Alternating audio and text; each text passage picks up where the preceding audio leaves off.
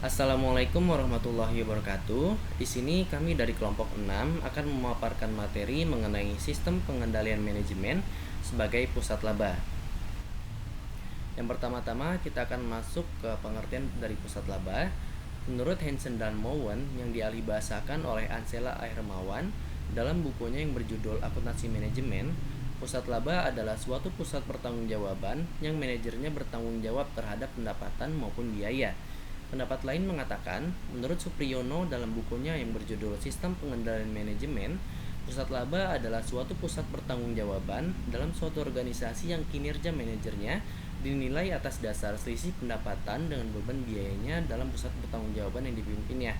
Atau dengan kata lain, kinerja manajer suatu perusahaan dinilai atas besar kecilnya laba yang didapatkan dalam periode tertentu.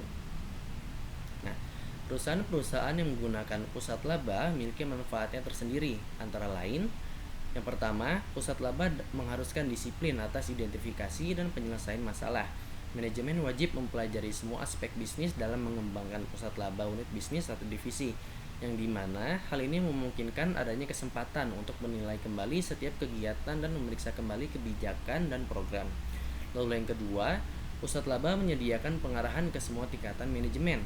Hal ini membantu mengembangkan kesadaran akan laba di seluruh lapisan organisasi dan merangsang kesadaran akan biaya serta efisiensi biaya. Yang ketiga, pusat laba meningkatkan koordinasi. Hal tersebut memberikan suatu cara untuk menyesuaikan usaha-usaha untuk mencapai cita-cita suatu perusahaan. Yang keempat, pusat laba meningkatkan koordinasi dalam organisasi sehingga para manajer dalam organisasi dapat lebih bebas dan lebih cepat untuk mengambil keputusan yang semuanya untuk mencapai tujuan perusahaan. Yang kelima, pusat laba menyediakan suatu cara untuk memperoleh ide dan kerjasama dari semua tingkatan manajemen. Keahlian dan pengetahuan dari semua manajer dibutuhkan untuk mengembangkan rencana yang paling efektif. Partisipasi dari semua tingkatan mengeluarkan ide-ide dan mengkomunikasikan tujuan serta untuk memperoleh dukungan atas rencana akhir. Yang keenam, pusat laba dapat meningkatkan kualitas keputusan karena semua karyawan dalam organisasi sadar dan terlibat dalam penyusunan pusat pertanggungjawaban laba.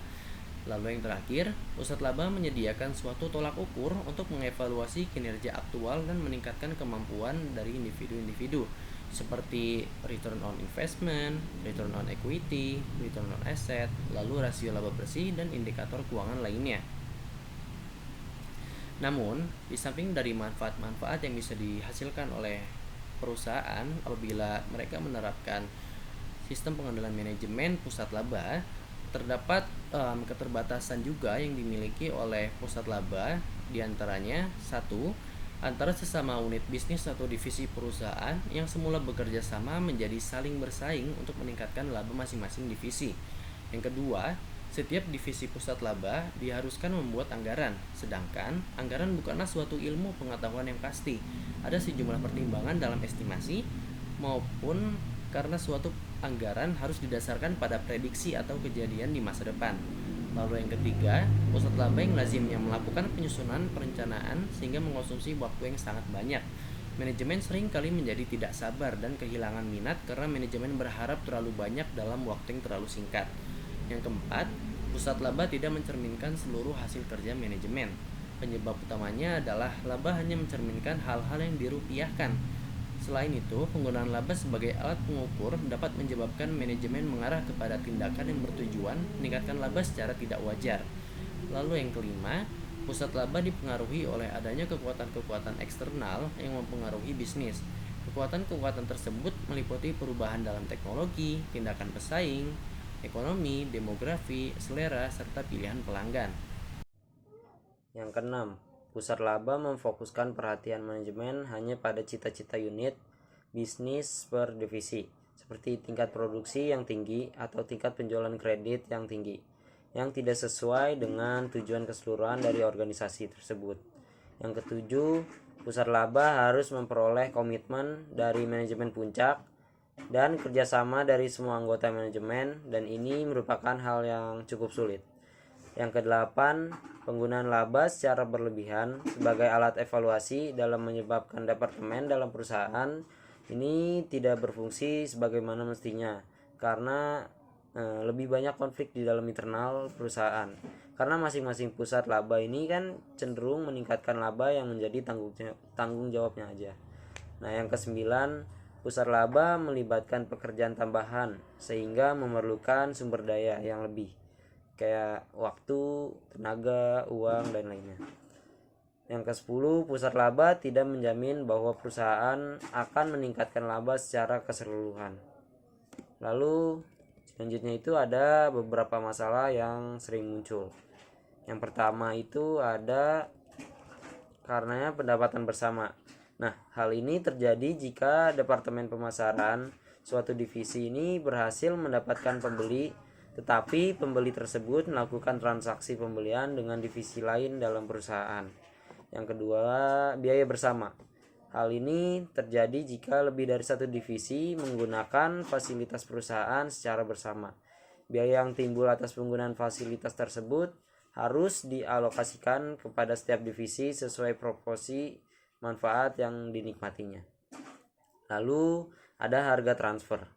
Nah, hal ini timbul jika terdapat produk atau jasa antara dua divisi atau lebih di dalam perusahaan.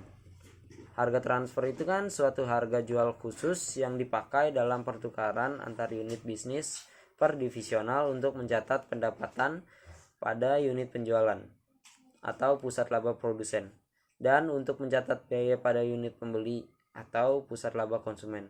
Harga transfer dibatasi pada nilai yang diberikan atas suatu transfer barang atau jasa dalam suatu transaksi yang setidaknya salah satu dari kedua pihak ini terlibat adalah pusat laba. Selanjutnya masuk ke konsep yang dapat digunakan untuk mengukur laba. Yang pertama adalah laba kontribusi. Laba kontribusi ini adalah selisih antara harga jual per unit dan biaya variabel per unit, atau perbedaan antara jumlah penjualan dan jumlah biaya variabel. Laba kontribusi ini berfungsi untuk perencanaan laba jangka pendek. Laba kontribusi digunakan sebagai pengukur laba dan kinerja unit bisnis per divisi atau perusahaan, karena biaya yang lebih dapat dikendalikan adalah biaya berubah atau biaya variabel, sehingga para penanggung jawab pusat laba berfokus untuk meningkatkan laba kontribusi, dan para penanggung jawab pusat laba berupaya untuk mengecilkan biaya tetap perusahaan dengan menaikkan jumlah penjualan dan menaikkan produktivitas perusahaan. Yang kedua, laba langsung unit bisnis per divisi. Laba langsung divisi dihitung dengan cara mengurangkan pendapatan divisi dengan semua biaya yang langsung terjadi dalam divisi yang bersangkutan, tanpa memperhatikan terkendali atau tidak variabel maupun tetap. Dalam konsep laba ini tidak memperhatikan alokasi biaya oleh kantor pusat. Konsep ini cocok untuk menilai profitabilitas suatu divisi dalam jangka panjang. Yang ketiga ada laba terkendali unit bisnis per divisi. Perusahaan pada umumnya terdiri dari biaya yang dapat dikendalikan dengan biaya yang tidak dikendalikan. Nah, laba terkendali unit bisnis per divisi ini dihitung dari pendapatan unit bisnis per divisi dikurangi dengan semua biaya terkendali unit bisnis per divisi.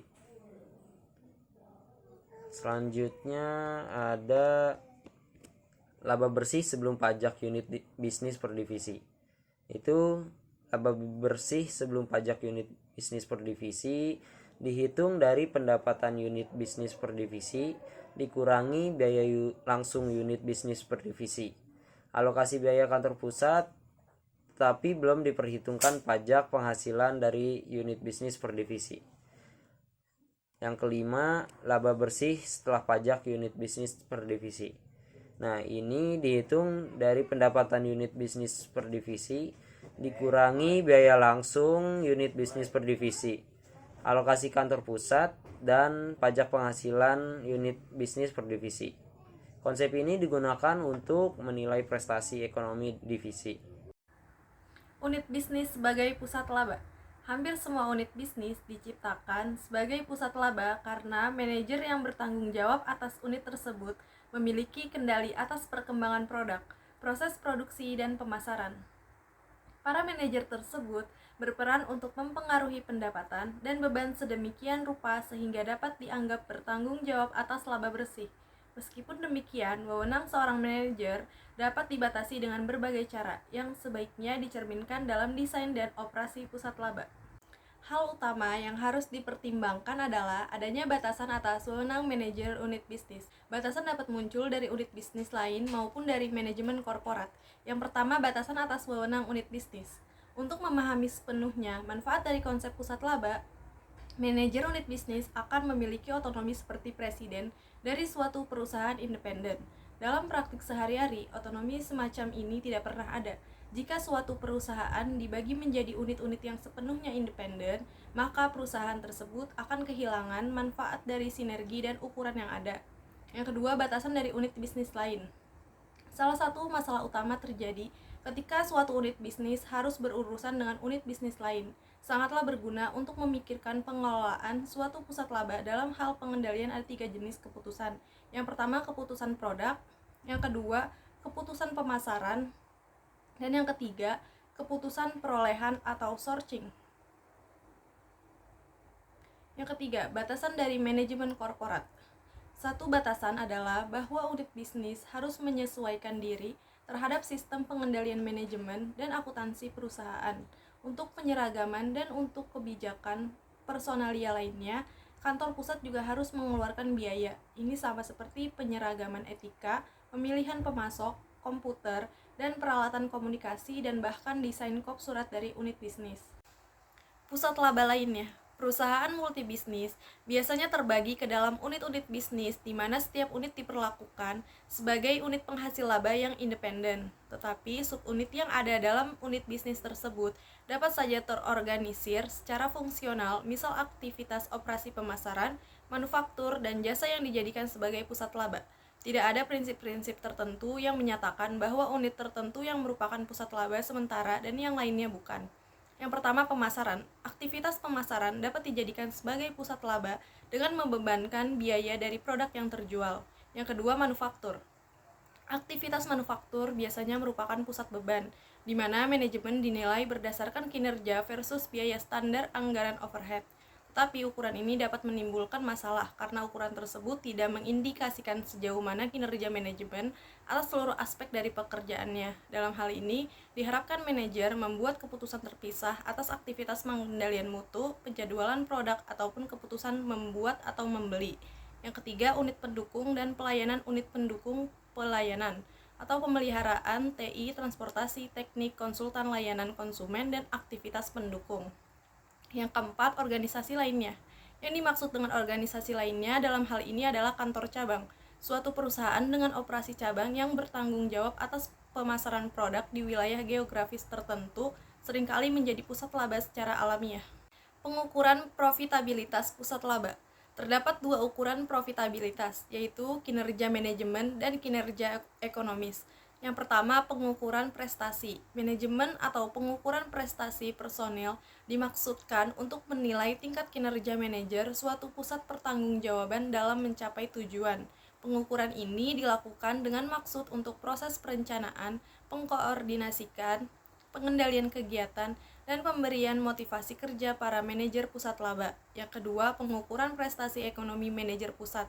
Pertanggungjawaban tidak hanya dinilai sebatas pada pendapatan dan biaya yang dapat dikendalikan saja, akan tetapi juga meliputi pendapatan dan biaya dari alokasi. Pengukuran kinerja ekonomi ini menekankan pada prestasi manajer pusat pertanggungjawaban sebagai suatu kesatuan ekonomi.